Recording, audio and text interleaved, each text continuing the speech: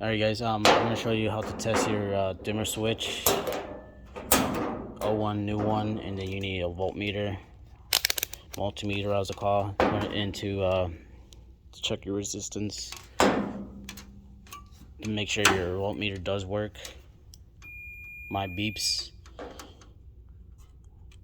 One side goes to one lead, and the other side like that.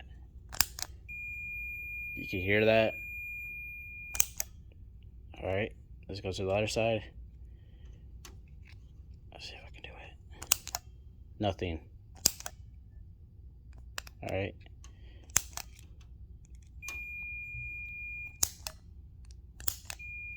Alright, let's check the new one. Same thing. Just put in the hole.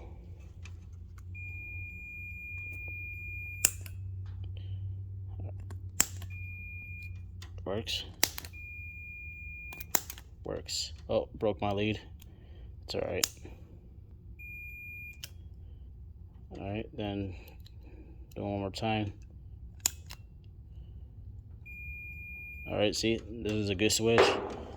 Bad switch, Tawasuda. Throw that in the garbage. Now you confirm that it's bad. You can purchase this at teamwagoneer.com.